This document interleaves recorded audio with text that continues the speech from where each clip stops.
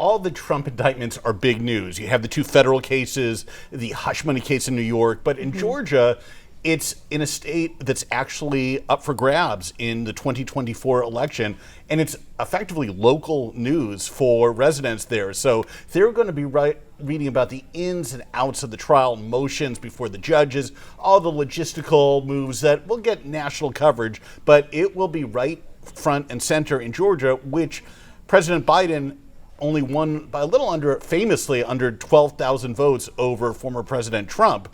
And it could go either way in 2024.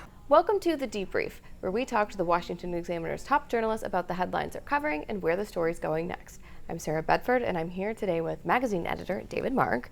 And David, Donald Trump has been indicted for the fourth time, this time in Georgia.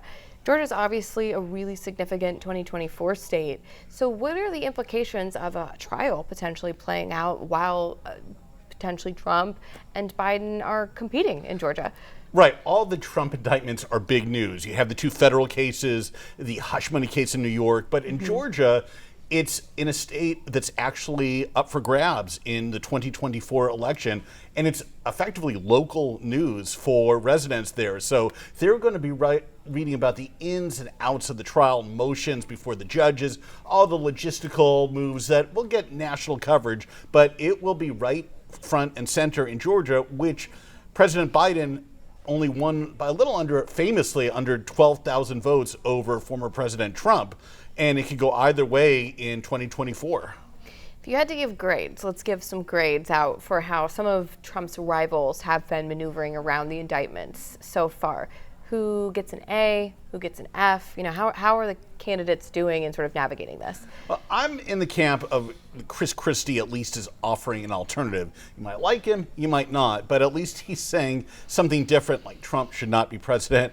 He's criticizing him forthrightly. The other candidates, so just on tactical purposes, not agreeing or disagreeing with him, I'd give him an A or so. The other candidates, Nikki Haley, Vivek Ramaswamy, some of the others, give them like a C or so, just because they're not distinguishing themselves. They're trying to get that piece of the Trump base, but they're not really willing to criticize him. One person I'd probably give a pretty high grade, maybe an A- would be former Vice President Mike Pence, who for whatever reasons is coming out now and talking up his role on January 6th when he did the right thing. He didn't certify the false electors. It took him a while to get there, but maybe it's he wants to make his mark in history. He knows he's not going to win, or maybe he actually thinks it's a good strategy. Whatever the reason, he's actually coming in and touting it.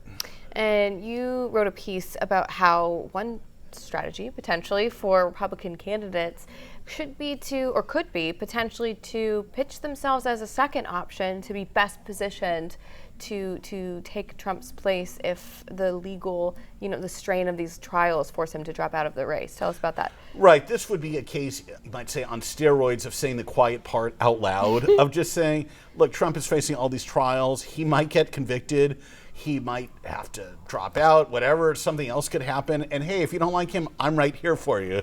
It's not really the kind of case you would make, say, if you were in a dating pool or someplace else, saying, hey, I'm good enough, I'm second place. But it might be the most honest way of getting it, and voters might appreciate it. Is anybody sort of positioning themselves to be that person? It's interesting. In a way, they all are, other than like Chris Christie, Asa Hutchinson, and Will Hurd, who are overtly critical of him. But the other candidates we've discussed, they don't say it this way, but they're effectively, Ron DeSantis and whatnot, saying, hey, something might happen to it. I'm the most MAGA-esque, most Trump-like guy, second in line. Well, David, thank you so much for being here today. Thank you. You can get more reporting from David and the rest of the political team at washingtonexaminer.com.